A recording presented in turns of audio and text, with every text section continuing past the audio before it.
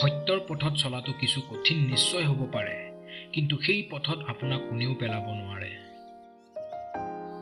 বাৰে বাৰে অসফল হোৱাৰ পিছতো কেতিয়াও উৎসাহ নেহেৰুৱাবা, কাৰণ সেইটোৱে হৈছে তোমাৰ জীৱনৰ এটাতকৈ ডাঙৰ সফলতা।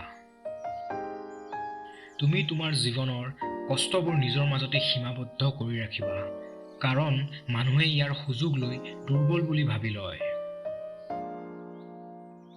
সফলতা পাবলৈ হ'লে ভাল বন্ধুৰ প্ৰয়োজন, আৰু তাতকৈ বেছি সফলতা পাবলৈ হ'লে ভাল শত্ৰুৰ প্ৰয়োজন। আনৰ কথা শুনাজনে জীৱনত ভাঙি যায়, আৰু নিজৰ কথা শুনাজনে নিজকে গঢ়ি লয়। চৰায়ে কেতিয়াও গছৰ ডাল ভাঙি পৰি যায় বুলি ভয় নকৰে, কাৰণ সিহঁতৰ বিশ্বাস গছৰ ডালত নহয়, নিজৰ ডেউকাৰ ওপৰতহে থাকে। সেইদৰে আমিও জীৱন যুঁজত পৰি নাযাবলৈ হ'লে নিজৰ ওপৰত বিশ্বাস ৰাখিব লাগে, আনৰ ওপৰত নহয়।